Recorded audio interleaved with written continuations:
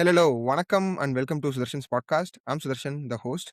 Today, I have a MarkOps specialist who is kind of one of the, really highly demanded role at this moment, I would say. I have Ananda Narasimhan with me. I can call him Anand. Hey, Anand, welcome to the show. Hey everyone, thanks for joining in and thanks Sudarshan for inviting me for the show. Happy to be involved. Adding more to the introduction, he heads marketing at Amura Health. Before that, he had a career over a decade now with Zoho, Freshworks, Sprinklr, CleverTap, Zuddl, and recently Sirion. And now he joined Amura Health. And it was really, I got really jealous when I look at his experience, right? And all the great companies at the right time, that is something that won't happen for a lot of people. How do you think about that, Anand? First of all, we'll dig into MarkOps a little later, but yeah, just want to Yeah. know about your career. So my journey, as I've said and as you pointed out, so there's been a lot of me being in the right positions at the right time. I attribute some percentage of the conversions to those companies as some luck, right? Which I don't again hope for, but if it happens, I just attribute some point of it so that I don't get any bad omen. But so far, I've been just constantly at solving marketing problems, not just operational, but at different levels, strategical, with numbers, with execution, with adoption into the AI platform segment recently, and just keeping myself updated. So that's kind of opened doors for me or invited me to certain scenarios, which usually is hard to get. Again, I might just downplay it, but I know how hard it is to get into all of these SaaS companies. Some of them are really great and most demanded, and I still know some companies get thousands of applications every day. So it's constant approach into keeping yourself updated in the trend, understanding what happens in the ground, and relating and working hands on certain situations and problems and solutions. So that kind of gets you into the conversations. Beyond that, it's up to your skills in terms of how do you handle those interviews, how do you present and solve those problems, and kind of get into those situations. Got it. Awesome. Of course, you're downplaying that a lot. Yeah. So, okay, I done few of the ops work, me personally, I would say, but definitely there is lot to it, and things are changing rapidly, and there will be always someone who will ask you to optimize n number of things, and they'll rerun n number of things online and say, "Can we do that? Do this?" Right? That's generally a marketing thing, and optimization is more about your company's tools, your processes and things were involved. How it was like 5 years back, because you started as a, proper sales guy, then marketing, then move to markups and RevOps, right? So how it was, because you have to bring alignment with your marketing team, sales team primarily, then maybe a bit of support, success, all comes there. So how markups was a thing 5 years back? What was your primary work and what you should do secondarily, and how what are you doing now? 5 years back, like most of the industries and segments and departments in the world, there was lots of manual transactional activities that markups used to handle, like lead generation, lead signups, lead assignments, campaign setups, email creation, HTML template creations, variation creations, reports, lists. These are all tasks and activities which are still existing today. They're not going to go away because these are all one node of the entire workflow. So it has to be met in order for a company to move. Back then, it was understanding your business partners' requirements, your stakeholders' requirements, what they're trying to achieve, and what's the business outcome they're trying to get, and moving the right parts, right? Do you need such a big list of contacts to send a thank you email or a promotional email? Who to send it to? Which is your right audience? Who's the right audience for the respective program? Is it industry specific? So there are nuanced questions at each level that you would have to ask. And you should be the only person who has to create that filter or the question layer. Otherwise, the outcome would both be incoherent, meaning you cannot attribute it to the right respective use cases or why it converted. You would not be able to understand the exact intent, and it might mess up the entire KPI and the metrics altogether. So today you can ideate all of that in AI in like a minute. Back then, this is a strenuous process. So campaigns getting created to launch takes so much time. For example, there was one campaign I remember at Freshworks, like summer school. We worked for weeks in it, like even months. I think it took at least a couple of months to launch that campaign. Today, I think we could do it in a couple of weeks if we had the same tools that we are exposed to today. And this was one of the biggest campaigns for Freshworks, right? So it generated a lot of conversions, it generated a lot of engagements and conversations. So many people were involved. The manual part is today, again, I can do it in a day, but the only manual part is there are so many stakeholders involved. Time they have to give, they have to be present. Like this podcast, they have to be prepared and kind of be ready during the sessions, right? Beyond that, everything else can be prepared and made ready and decided, discussed, and optimized and kept ready in a couple of days max. So that luxury we do not have back then. So it has to be deliberated properly. You have to delegate right people to work on the right problem statement and ensure all potential mishaps are addressed. So that's how it was 5 years back.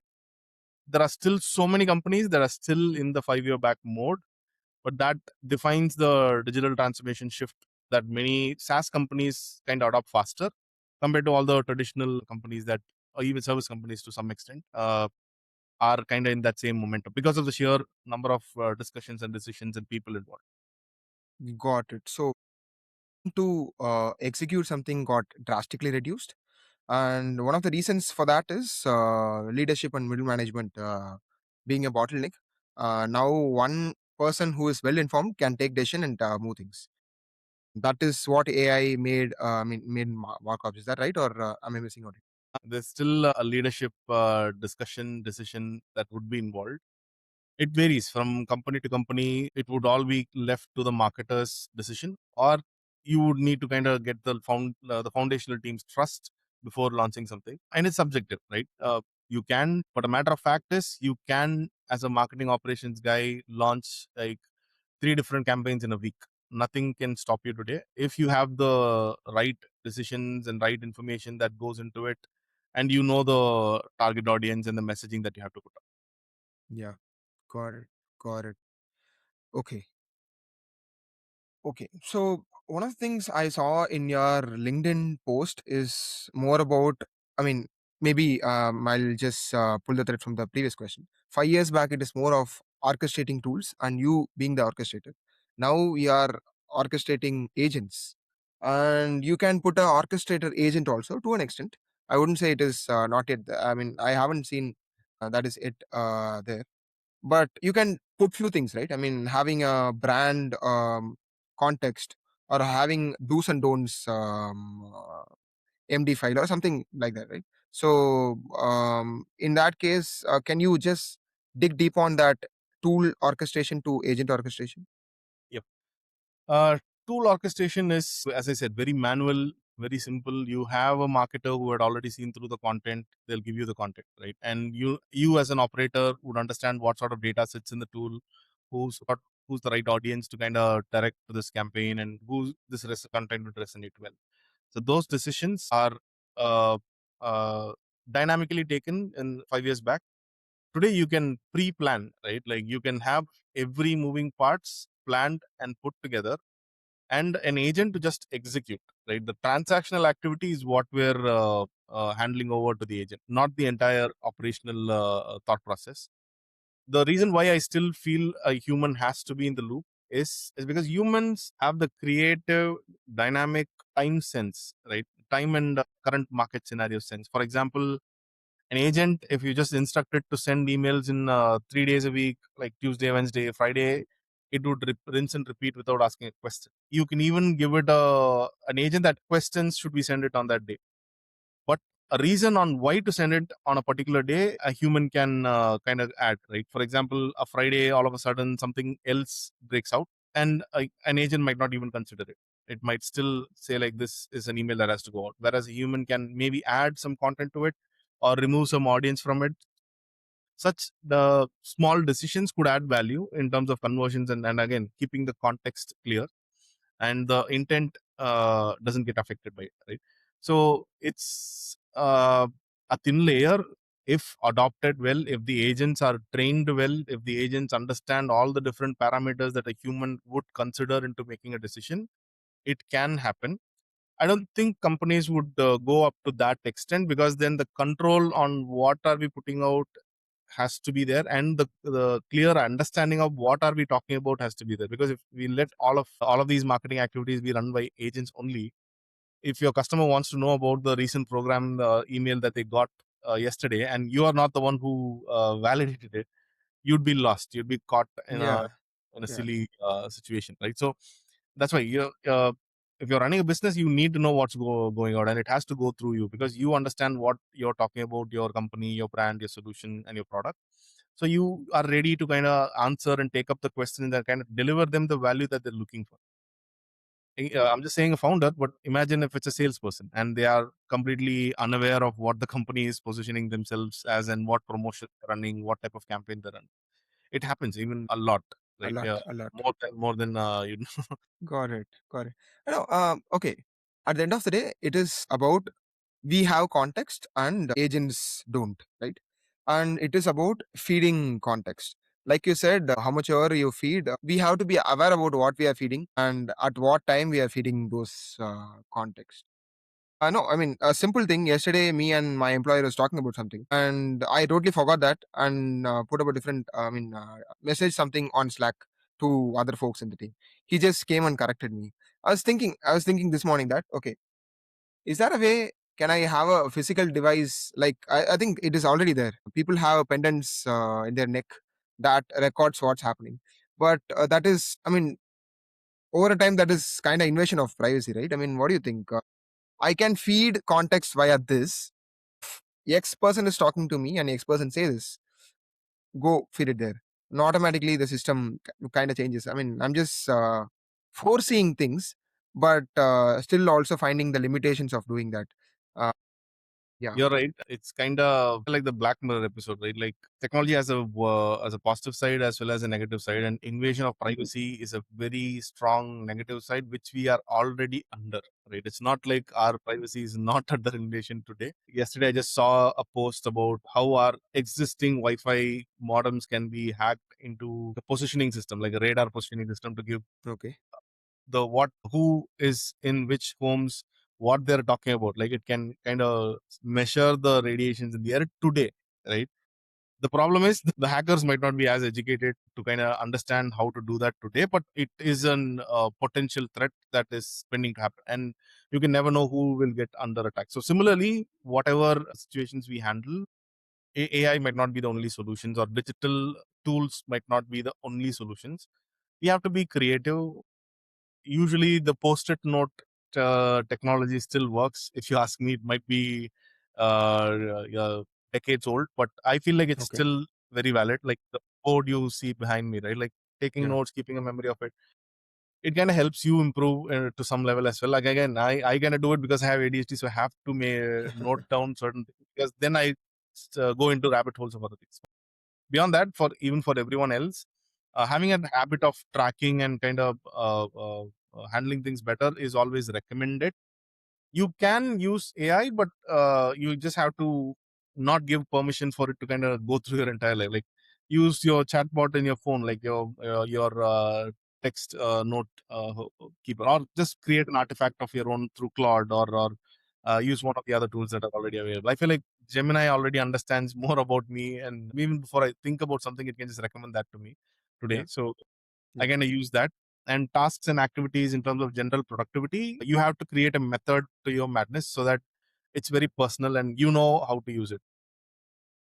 Method to your madness. Want to talk about that too. Yeah. And okay. Like whatever we discussed, one of the things I'm seeing from AI is output has drastically increased, but the outcome isn't, right. We have seen people saying that the website visitors dropped drastically, and even every marketer I'm speaking to, they are exhausted in some way. uh, they are doing 2x 3x than what they used to do like 2 3 years back, and still finding maybe 10 20% up in their results, but not a lot. Why is that happening? Is AI really making things easy, or it is just making work This uh, one question is an making us entire work more? Yeah. sorry, yeah, this one question is an entire podcast episode, but let me try to break down some crucial fragments of this. There's a production layer, there is a consumption layer, and then there's a result layer, right? So Production is where AI is the most helpful, but you have to feed it the right type of scenarios, the right perspectives, the right context, the right information. Chemicals that you add into this reaction has to be the right ones. And you need to know how to measure it. We can't measure these content the same way that we have measured traditional human written content, right? Uh, because certain content will clearly identify themselves as an AI written content, and people do have that sixth or seventh sense of sensing it when reading it. Because if you're a reader, everyone uses Instagram, right? Obviously, we know what content is being generated by Instagram. Again, it's video, visual, which is very obvious, but text is, I'd say, you still have that 10 to 15% obviousness that it's been written by AI, which has to be fine tuned by these marketers. Instead of generating more content, fine tune the one piece of content in the more creative manner that you would write, essentially. Ensure that it ticks, like, don't compromise yourself with an 85% good output. Push AI for that 100% good output. It has to kind of use the right words, right sentencing, right type of voice according to you, and also put your human twist to it. There will be examples, quotes that you can pull from real life, from your personal experience, that an AI cannot. Use that.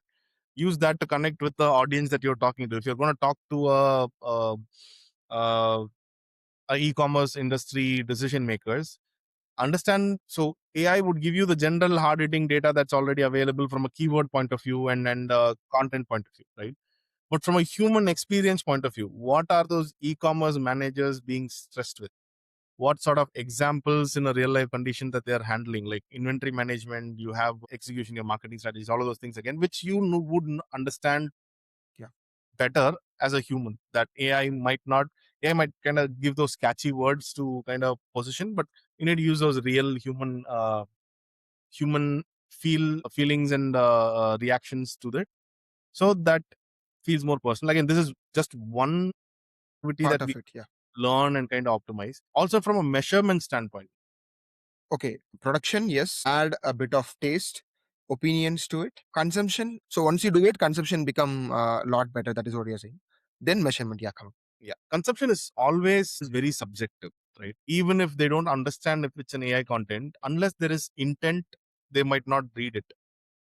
So where is that intent, that demand coming from? Like, you need to have content that positioned for demand. You need to have content that's positioned for SEO, AEO.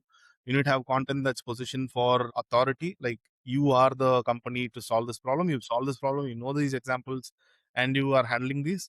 When the right intent comes, your content should be there, right? When, for example, when an e-commerce company is looking for a solution to solve one of their problems, and you're that company, your content should be there when they're going and typing in on your Yeah, Google or your chatbots, because only then you are kind of the relevant company to first initiate a conversation with. And you have to maximize your output for all of these angles, not just one angle, not just demand gen, not just ads, not just program marketing or performance marketing. You have to be there across all of these sections. That's where AI is helping you. Like, if you had like two content writers and they were struggling in writing one piece of content for performance marketing, one piece of content for SEO, one piece for demand gen, one piece for authority, now they can plan and kind of do more of this, given that they've trained their own AI instance with the right way of adding the taste and attention and examples to it. got it. Got it. So once the fundamentals of production is set right, automatically consumption and measurement will fall in places. Got it. So that is content use case you spoke. What about other use cases, right? I mean, a simple use case. Get an inbound lead. How are you routing it? Now things got a lot easier. What are the other use case we can talk about, Anand? Like something which you solved very recently in last 1 year. Yeah. So from an operator point of view, there's a lot of things that marketers would have generally never seen, like how an automation is set up and built, the if and or conditions, all the different workflow charts, all the different reports that we would have built. I'm pretty sure there's a huge set of marketers who don't understand dimensions in reports, right?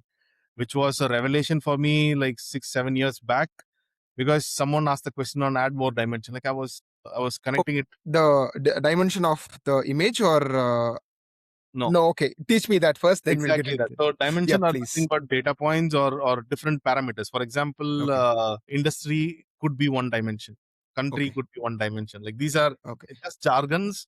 Like okay, you can say like data points, but it adds another dimension to the data. That's what. Just looking at signups, and you're adding a number of signups happened this month, and you're adding an industry dimension to it. So now you know an industry level perspective of how many signups happened in that month. okay. Similarly, country, similarly, age group, similarly, your target audience or tap, right? So these things AI already know. You don't have to teach it. Like by default, it already has that understanding of dimensions. What are the possibilities of reports? What type of reports a marketing team would need? So if today for anyone who's from the marketing team that's working on like looking at this podcast, right? So you can ask AI to kind of give you all the possible reports that you can generate for your function and activities. It'll give you all the list of reports, all the list of data points it needs, and all the list of variations of reports, cohorts versus timeline reports it can give you. Given that you are gave enough access to all your No, system of no, no, records. no. It's just instructions, right? So it's gonna give you for your, for example, if you're doing performance marketing, these are the list of 10 reports that you have to look at every day, and based on these insights, you can take action. Excuse me. Yeah. So that's possible today. That's a to me that's a revelation that people have not explored because their fear of reporting, right? It's not because of they don't know AI. Their fear of reporting kind of keeps them away from using it in those use cases. And I, as a nature of work, I have to work on reporting. I have to deliver a lot of reports. So to me, Yeah, that saves a lot of time. I can build a full dashboards filled with 12 reports in a matter of days, which took literally weeks. And that 3 week, the entire company functions without that data set, without reporting, without understanding whether got it. their pipeline is working or not. Where is their pipeline leaking? What sort of opportunities are they progressing? Where there is no engagement, where there is no activity, right? Got It's it. very Got it. crucial. And I Yeah. still see a lot of companies struggling with having such sort of a perspective dashboards that they look at every day. This is essentially the type of reports that your founders, your CROs, your CXOs would want to see on a day-to-day basis. Yeah. Yeah. A very big consulting industry altogether. It's a good thing that most of the market hasn't realized, because otherwise it would have affected that industry, because it's a huge problem statement in pretty much all listed companies, because there are so many different functions, sub-functions, sub-leaders. Each one needs their own insights, which is hard to build. Got it. So before that reports, because okay, this is goes in this linear way, right? You make the report and you get insights out of that. Then you make plans from that, right? So even reporting was harder initially. Now things got a lot easier. If I was doing this recent activity for positioning the company I work for, one of the things I learned about agents and AI, when it comes to positioning, so things goes in this levels. First level is more about reporting, just getting the numbers on place. Second step is getting insights from that and suggestions from it. Third level is doing the action, that is the agent coming up with approvals. Fourth level is complete autonomy. So you let agents do the work. So now once the reporting got easier, people we got our insights. When we got our insights, I think now we are in that third level, right? More of we let agent do the work, but with our approvals. I think yeah. What do you think about autonomy? Is that, I think we discussed a bit about that. It Yeah, kind of, I still feel like it scares us first if of all. if you're a company that's traditionally built with a lot of manual moving parts that are transactional in nature, that still needs human attention, because there are humans involved on both sides, meaning your customers expect a person to answer. You cannot give AI complete autonomy. Got it. Got it. You have to review. If you're a company, if you're a company that's starting in the age of AI, with AI as your brand moat, or your brand uniqueness, USP, you can continue with it. You can give it full autonomy. I Got it. know there are so many companies that even today you would have even been exposed to a lot of them, but we might have not known that they are fully autonomous. But These are right now B2C in nature, not B2B in nature. There are a few B2B in nature, but solving a very niche problem or in a very niche industry, right? There are so many industries that can do it because again, they're not as sensitive as most other industries. The general umbrella of technology companies are sensitive in nature because they handle something with respect to data, finance, legal issues, health issues, or solutions that kind of make someone productive or allow a lot of things.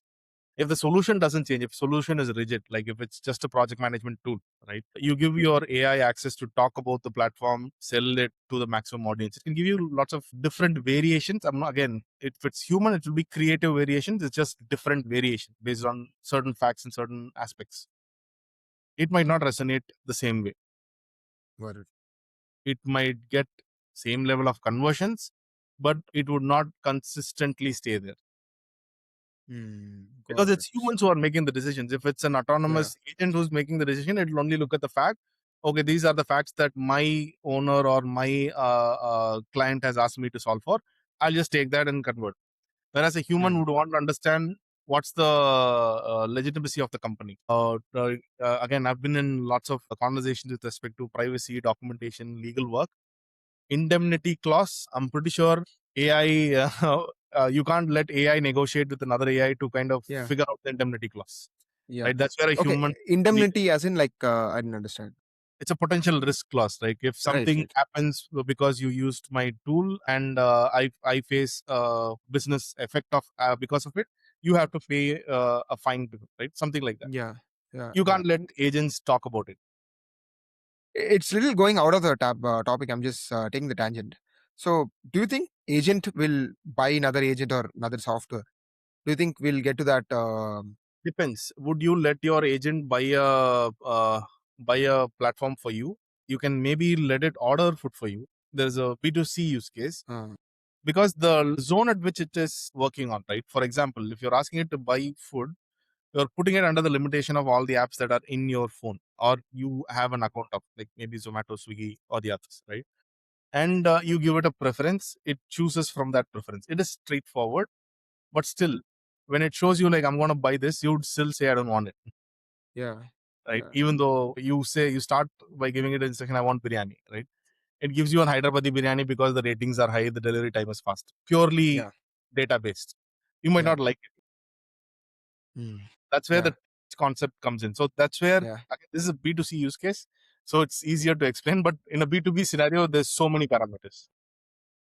Okay, even now, right? So, how our decision making is changing? I'm just, we used to go do our evaluations. We used to go read a bunch of things. We used to go talk to our peers, our friends, go read the reviews and everything. Now, just it's a long single prompt. I get to know about the company, who are their competitors, what are the features, but still, there is a lot of, we being a marketer, we know, I mean, how a lot of manipulations happening in, we say we have X feature. We might not have that, right?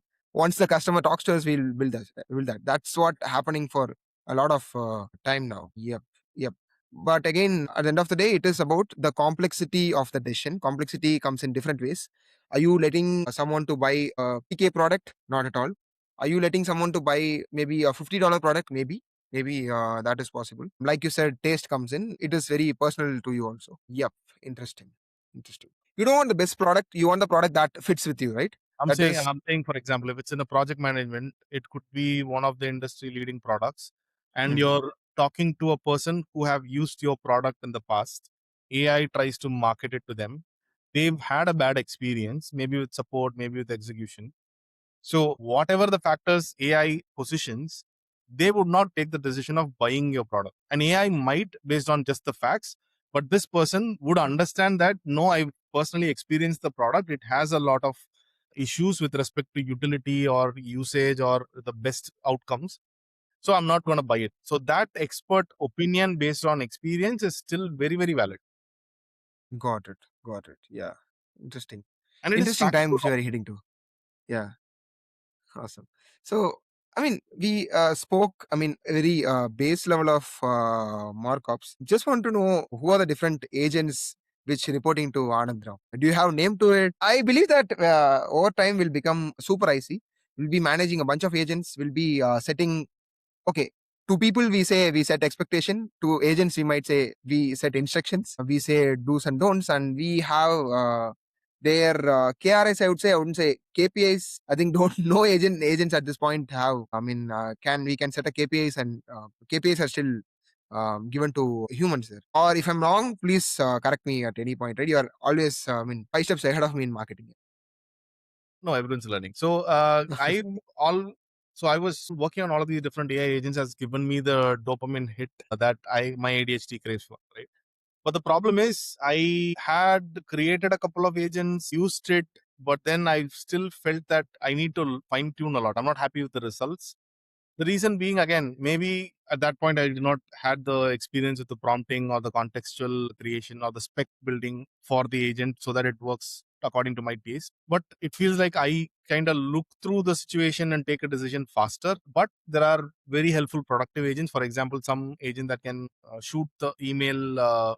There's one agent that gives me a Telegram notification on if there's a person that's directly messaging me who I have to respond based on the context, so that I skip away from any marketing email responses. There are so many emails I get by this tool, simple demand gen pitches or scarcity creating pitches, which I avoid. Right? If it's a person who has a personal experience and they report to me, I send me a Telegram notification and I type from Telegram, it just sends it. I don't have to open an email, create a draft, give that context. So that's a very simple use case that I'm using it for. I'm also trying to kind of create, again, these were already there. You don't necessarily need an agent for it. Like your RSS feed kind of alerts, right? Like particular topics that might help me in terms of maybe building a product or in terms of consulting, in terms of using it for my day-to-day use cases, like what Gemini Omni has launched, and give me a short script of it. These kind of feeds are helpful. This is because I don't have time to consume those long content articles in most of the times. And there are much productive agents which you need to build as a business that would give you a better outcome. But I still feel there are lots of resistance in different functions. For example, content writing, they don't want to fine tune the bot for a simple reason, because it is essentially going to replace them, right? They have a very clear long term view, right? So And you've seen that from people. Sorry, You've seen that from people. across the board. Okay. Even creatives. So there's also one crucial factor that I might just be understating here. All these agents are not that easy as they advertise it to build. Yeah. Yeah. You need to first understand the Claude exposure and experience. Then you didn't know what are the features in Claude. It's another tool on top of all the existing tools that you have to unlearn away from, right? Yeah. You have to unlearn, relearn, practice, optimize, and then update. And it gets updated every week. So it's hard for people who have a particular skill set to also train on it. It's not like there's not people doing it. There are, I know, hundreds of designers, hundreds of content writers who have emphasized it. I know a content writer who was freelancing. Now they've taken on a lot of consulting, like 20 different consulting opportunities, mostly automated work. So there are potential opportunities. New opportunities have risen. So you need to take a decision. Am I going into the new path? I'm going to stick to this same path until it tries out, so that my skill set continues to deliver the same good value that I'm known for. Or should I improve my skill set or update my skill set? Again, you can put it into any sub function, be it marketing, development. I've even seen developers not use a lot of AI features because it also creates certain new work for them in terms of reviewing, in terms of changing code, rewriting codes, which is away from their usual momentum. Yeah. Yeah. Someone who starts from AI, it will be comfortable. That's your true nature, right? Like you adapted to it. So it has to kind of come into that human deliberation to some extent in order to understand which direction it is going to pivot. So one crux of what you said I could understand is unlearning and relearning. People aren't ready to adapt to new things, and it's really at this moment, it is really a skill to pick the right things and leave out the noise, right? There's Because a a lot lot of of features coming overwhelming, in. yeah. Sorry, There's a lot of overwhelming information that's also fed with respect to AI. I think If you made you're a way to that, right? if you're a content writer, you are being paranoid with a lot of design level updates that comes from AI, which is not affecting you. You should not be making decisions based on those updates. Like chuck them. Like focus on what you need and just try to optimize what you need. Do you think a constant workflow change is happening every 3 months? I think you are the person who is doing it, or is that something? As an operation guy, I would not recommend a constant workflow change 3 months. You have to have workflows that are consistently delivering results at least uh, half a year or a year best. If you are constantly changing, that has a trickle effect across every touch point, which should not be undervalued because there are human on the other side, right? For example, lead assignment. If I'm constantly changing lead assignment, there will be lots of lead leakage. Leads might not be attended at the same time. If I'm constantly changing email workflows, you wouldn't know what metric to measure. The two quarter metrics would be talking about very different things. So it depends on what you're going to measure and the down funnel impact and the downstream impact. So you need to be very clear in terms of what you're changing and why you're changing it and where it's going to affect. Yeah, and you have to communicate that to the other folks who are working. That's why if it's just affecting one person, if it's you're using it for your use cases, it's fine because you know why you're doing it, what's the change, what's the outcome. If it's affecting a team of people, I would consider refraining from launching it in 3 months. Yeah. So that is one of the major reasons startups move a lot faster than slightly bigger companies. Right? If I or someone wants to become a MarkOps specialist tomorrow, what are the three things they have to sharpen? Today, I think you can get all the skill sets and the questions that you would handle from AI. Earlier, it was hard for me to even recommend certain things because MarkOps is a bit fluid across different countries, different industries, different regions also, right? So, for example, certain companies consider MarkOps as everything only touching marketing teams, marketing tools, marketing budget, marketing campaigns. Certain companies consider MarkOps as MarkOps plus sales ops, which is lead assignment, managing Yeah. the sales operation tools and a few things, just not touching the opportunities, right? Whereas there are companies that consider MarkOps as MarkOps plus RevOps. So look at everything that the marketing team is doing, solve it for them. Look at everything the sales SDR team and A teams are doing, solve it for them, right?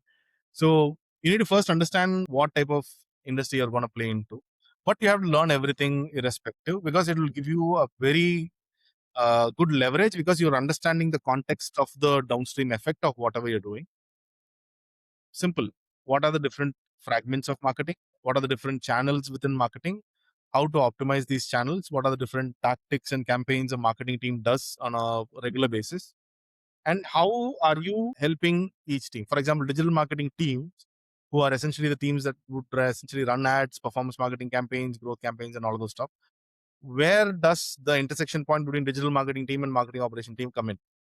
Most likely it's segmentation of audiences, understanding who's the right audience to run a campaign for, understanding who to run ABM campaigns for, understanding how to measure certain campaigns insights and outcomes. Is there any attribution from the digital marketing campaign to the marketing channel altogether? So you have to connect all of these intersection points and understand those intersection points and learn all of that.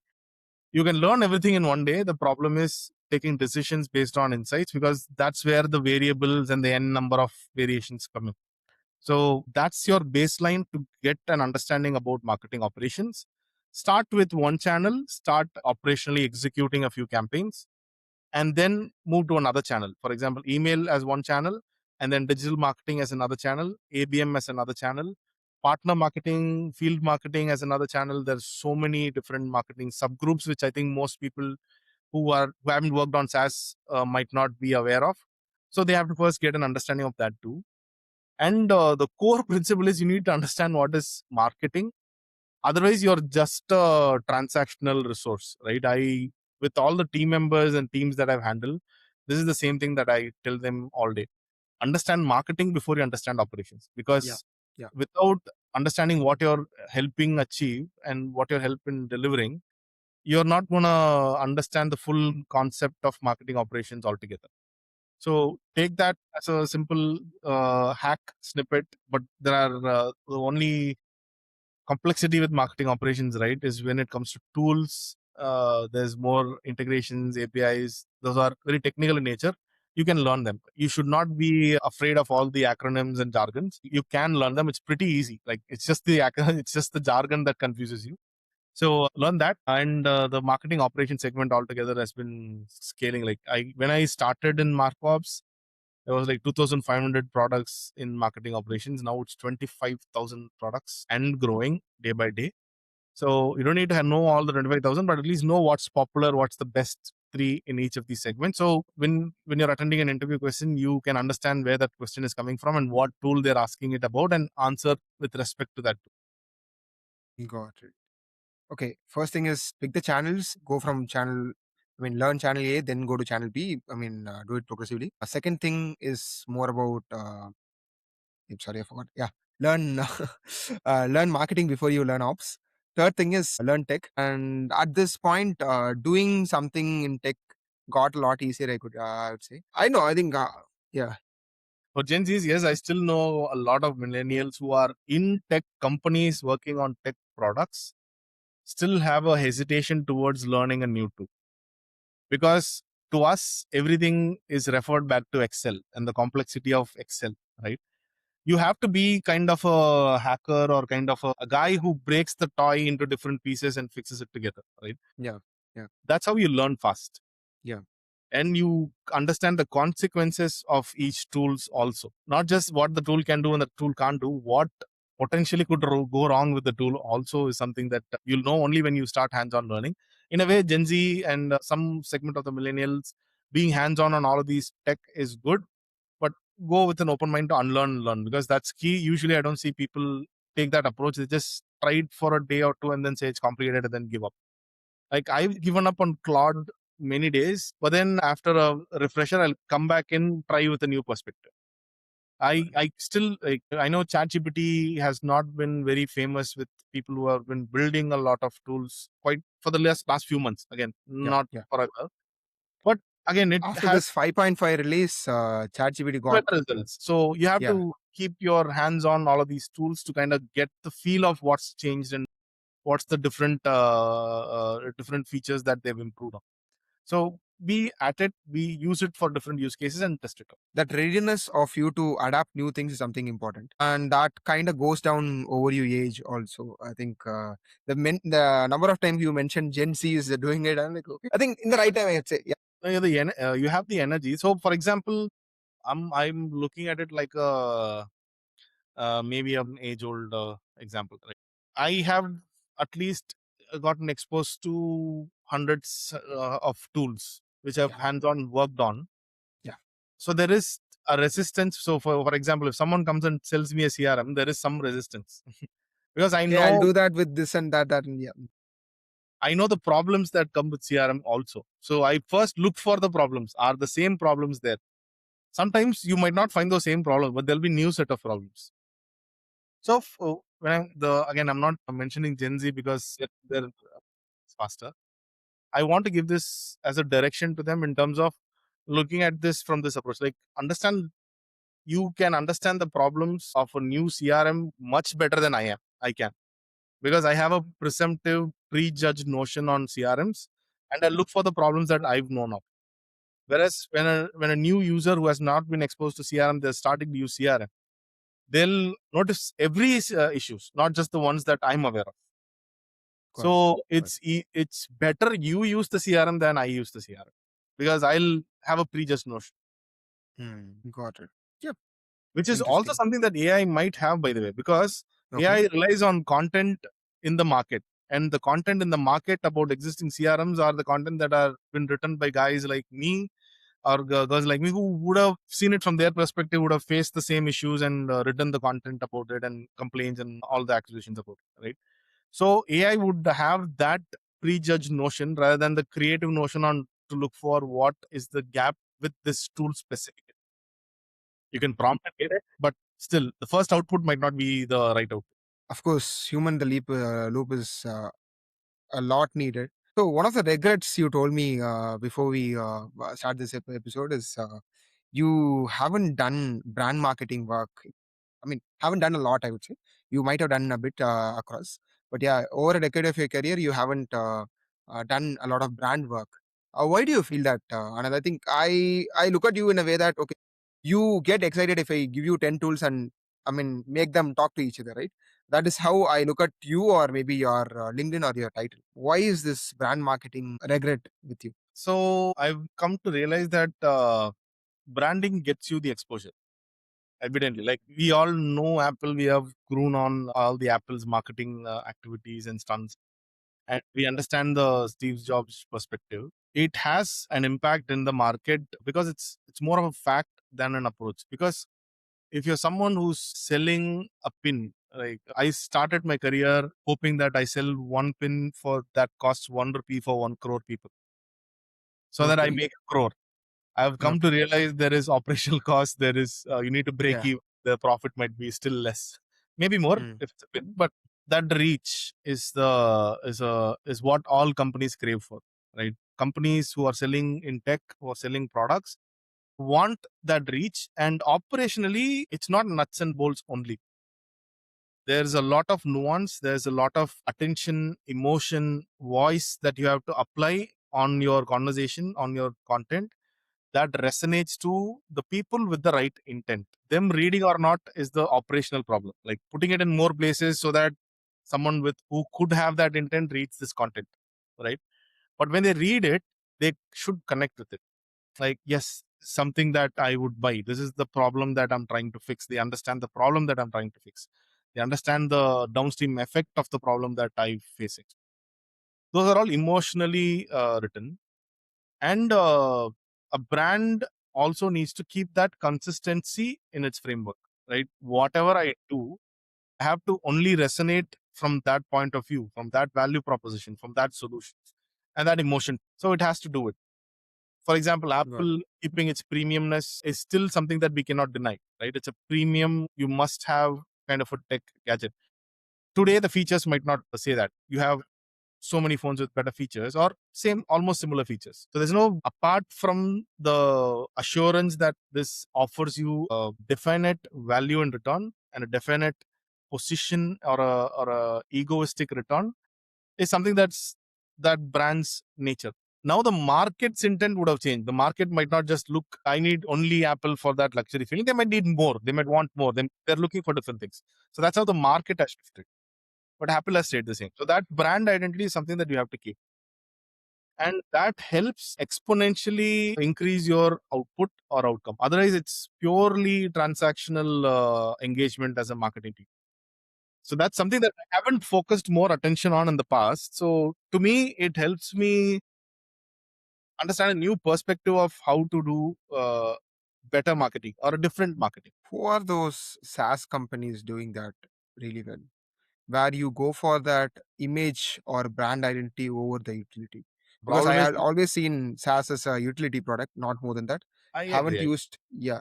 Maybe one of the examples I used to quote a lot of times is people use, I've seen product heads go for linear over Jira because they have that design sense.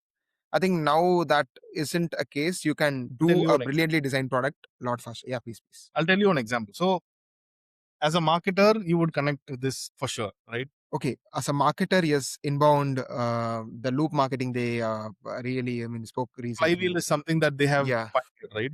But have you yeah, used HubSpot? That's the branding. So all marketers are now aware of that brand and the type of marketing momentum that they have created. The flywheel momentum was a wonderful gift. Even to me, when I was working more deeper into marketing operations, the flywheel concept is the first thing that I read.